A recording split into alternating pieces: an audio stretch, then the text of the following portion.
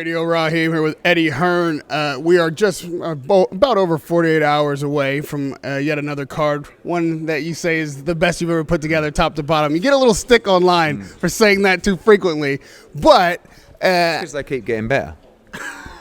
But I think when you look from top to bottom, I mean, I actually didn't talk about two other fights, Radovan against Blackledge and Barrow against O'Donnell. They're even before we go on air.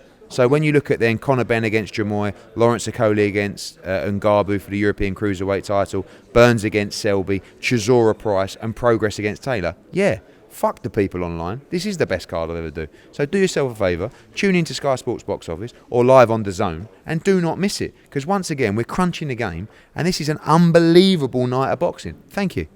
I would love to just end the interview right there. All right, cheers. What did you make of Derek Chisora today? He was in pretty good spirits. He was smiley. And the two of you got on yet a second day in a row. Yeah, we always get on, me and Derek. I mean, he puts things out. I saw his Instagram post this morning. I'm like, Del, what are you doing? He needs to get... I didn't agree with everything he said, by the way. He said some pretty distasteful stuff up there as well. But, wait, to be fair, I didn't see that. Oh, did you? Okay, yeah.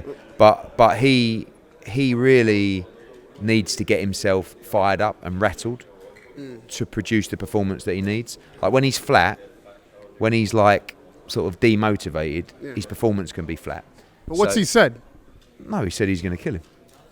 Yeah, and he said he's a lamb to the slaughter. That bit was all right, but he doesn't mean, like Derek's got a good heart. But this is his way of saying to David Price, I think he wants to put it on Price. Everyone knows that Price under pressure sometimes is not good. So you can't make David Price feel like, all right, mate, yeah, we'll have a good little, dust up at the O2. He's telling him, you're a lamb to the slaughter. I'm going to knock you clean out. This is what he told him. So, and Price fired back, by the way. Like, I was quite impressed with him. Price looks super confident. And one of the problems Price has had in the past is he's had no confidence. He really fancies his fight. Like, this could be one of the big comeback stories you've seen in British boxing. This guy was down and out, mate. People are telling him, do not fight again. He's coming off 3 domestic wins and he's fighting Derek Chisora on Saturday night. If he wins, he puts himself in an unbelievable position. So there's a lot on the line. And Chisora's already there. Chisora's that guy who can always be selected, if you like, to fight big fights. He's got the personality, he's got the style, and he can fight. So it's very risky for both guys. And he ain't going 12 rounds. Both guys are coming, you could say coming back, but certainly coming off big wins that people at times in the past, recent past, have thought they were washed. Like, these guys are certainly done. Amongst the two, who do you think has the most longevity left in the game, and what could be a pinnacle point for each fighter? I think they've both had such tough fights. I mean, Price hasn't really had tough fights. He's just been knocked out badly. Chisora's only really been knocked out badly once, and that was the Dillian White fight. But he's had a lot of tough, grueling fights. White 1, White 2, even the Fury fights, he took some punishment in. The Klitschko fight, remember that? I mean, Vitaly Klitschko went 12 rounds with him. The Takam fight, these are all fights where he's come through fire to win. So he's done more hard rounds, but David Price has been knocked out and stopped worse in his career. So it's like, it's 50. And again, like, both guys are vulnerable, both guys can hit hard, but that's why the whole of, our public have really captivated by this fight, because no one knows what's going to happen. And ironically, there's no title on the line here, but it's the kind of energy for this fight that would be for a title fight. What brings me to something I did see online this morning is still puzzling to me as to Devin Haney now being elevated, which I don't know what that means, to WBC lightweight champion. Like, I get wanting to be champion, and I'm sure he's proud to have that title, but how can someone be elevated to a world championship without fighting or beating a world champion? Well, normally it's when a champion, an interim champion, will be elevated when a champion is injured or can no longer fight or moves weight class. Now we're in a situation which we don't agree with at all, is this franchise situation. Devin Haney has been chasing Lomachenko for a long time. And now we've got there, and we've now requested the WBC order the mandatory, which is Lomachenko. They elevate him to franchise champion, and you can't touch him. So then all of a sudden the interim champion becomes a world champion in Devin Haney. and you end up getting stick and criticism, it's not Devin Haney's fault, you know. But so he's over the moon to be world champion, but he wanted to fight Lomachenko. I don't worry too much for Devin because he's that good. He's going to have that good a legacy.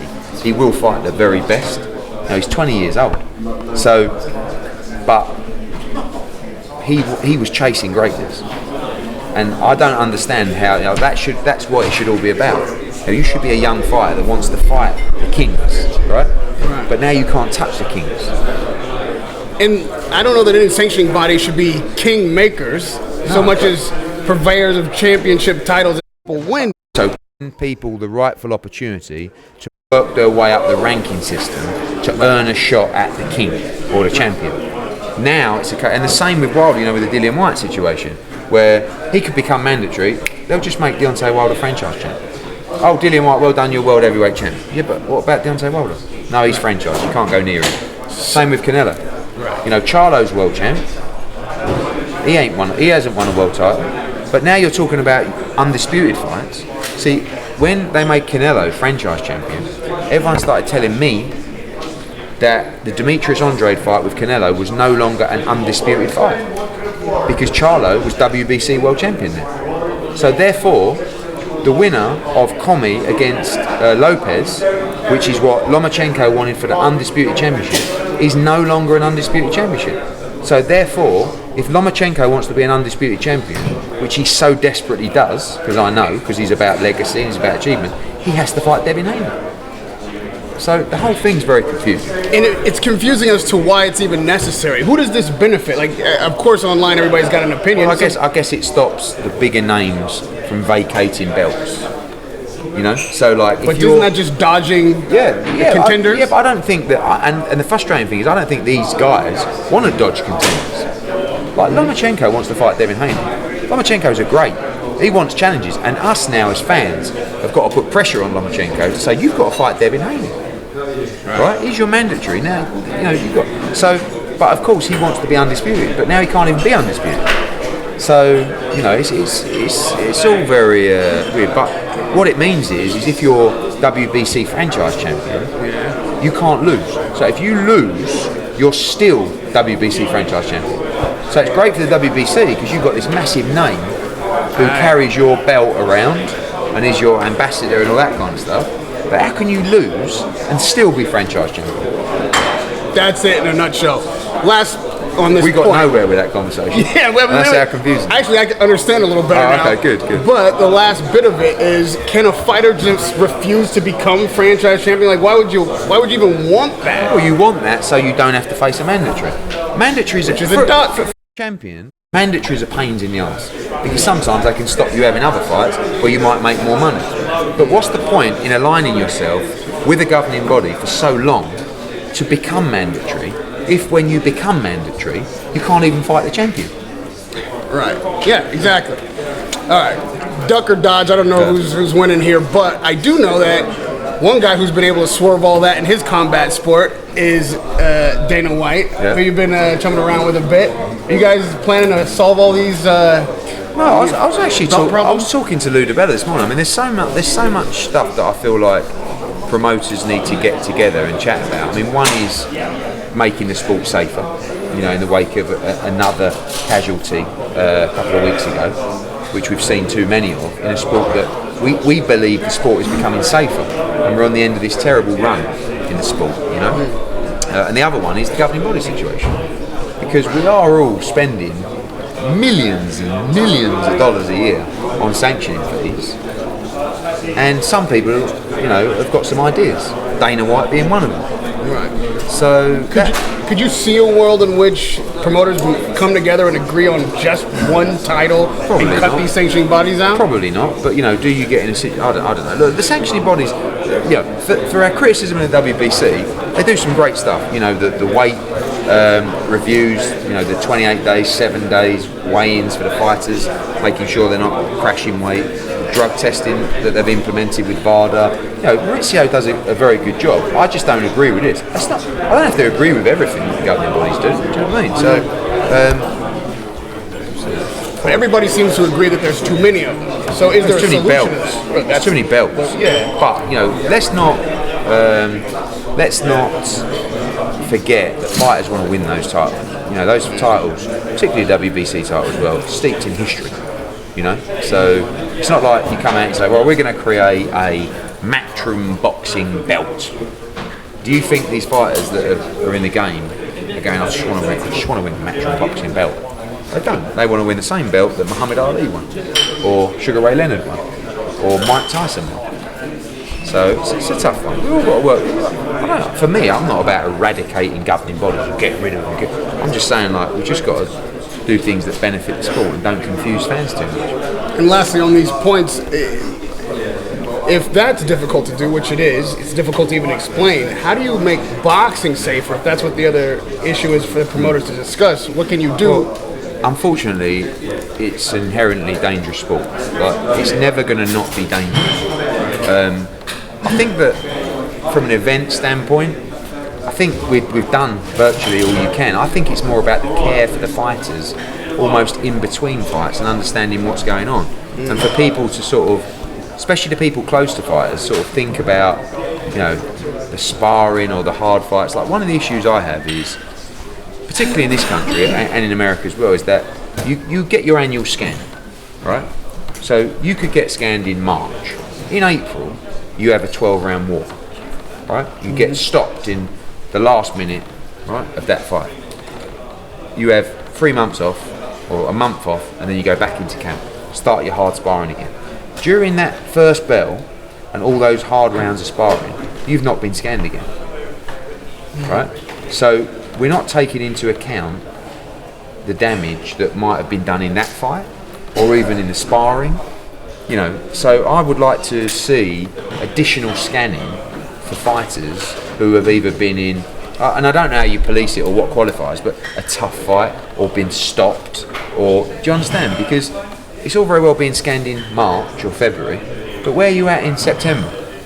You know, and you don't know who goes into a fight with damage done in sparring or previously. And the other one, of course, which will always be, you know, the principal reason for a brain injury, I believe, is weight making and weight loss. And again, I think that's only something that you know, like, it's hard for a TV exec or a governing body or promoter to go round to a fighter's house every night and weigh him and see where he's at. So, but sometimes fighters will do whatever they have to do to make weight. You know, and sometimes the trainer don't even know how much the fighter's struggling to make weight. You know, because they're so secretive. Like, I can't tell you the amount of time. Like, when Kell Brook boxed Carson Jones, I asked him how his weight was the night before the weigh-in. He told me he was 1.5 pounds over. Right? And then when we were sitting in hospital after his fight with Carson Jones, I found out how much he was overweight. And it scared the life out of me, you know, because they'll do what they have to do. They just see it as the job. No, I've got to make weight. You know, what about making weight safer? You know, they're the kind of things that in a tough, grueling fight can make the difference. So there are so many different things. We could talk for hours and hours, but I think a lot of it is away from the actual events. But once the bell rings, I think we're getting to a stage now, in the UK, there's still some improvements that need to be made in America, and I want to thank the Illinois Commission as well, because what I saw in Chicago was, you know, was efficient and fast. But in the UK, you know, they're on it. You know, let's get oxygen into the ring as soon as possible. Make sure that all paramedics at fights have oxygen ringside. Now, obviously, ambulances, local hospitals, we can be sharper in that respect. All I can tell you is it is improving. And where we're at now, particularly in British boxing, compared to where we're at 5 or 10 years ago, is on another level. But I think it's more about the care for boxers, sometimes away from fight night, the preparation, what's going on behind closed doors, the hard sparring, the previous fights, the weight making, all that kind of stuff. You know, an interesting aspect of what's happened here today is that they're fighting for the Muhammad Ali trophy. I don't know if this has ever happened before, but I can't remember a time when you were promoting a fight. In the main event, neither fighter is with Matchroom. You don't represent either guy yet. But on the night, you won't.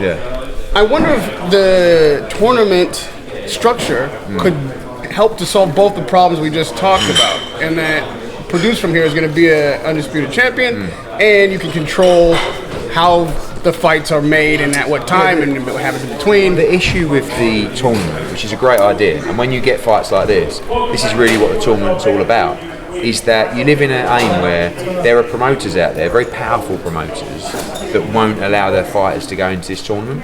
So it's often going to be hard to get the creme de la creme into the tournament. This tournament is all about saying we're going to find the best in the division. As it happens, I think you will this time. But we didn't have Ramirez in it. We didn't have Hooker in it. So they didn't beat the whole division on the way there. As it stands, I do believe the winner of this will actually be number one in the division, and I rate Jose Ramirez a lot. But I think people are going to stop, because of the politics of the sport, letting their top guys go in this. I've had so many guys in this tournament. I think it's great. Now let's remember, Progress and Taylor just won World Championship off World Champions in their last fight. They're now fighting each other. First fight out in the unification. Like, how many times, I said it in the presser, I would probably take Josh Taylor to Scotland, give him a couple of fights, Chris Algieri, like a couple of other. You're going to see a great fight Saturday. Well, let's hope that promoters get together in the way that you worry that they can't and solve these problems. I, for myself, think that this tournament and tournament structures have given us Andre Ward. They'll give us a winner on Saturday night, and just might be the way forward. Usyk. These are Callum Smith. That's the point, though, right? So, with that said, Eddie Hearn, I think you're one of the guys that can make that happen. You're involved this Saturday night, and a great card, the best you've ever put on. Saturday night, O2 Arena, Prograis, Taylor, Chisora, Price, Radio Raheem with Eddie Hearn.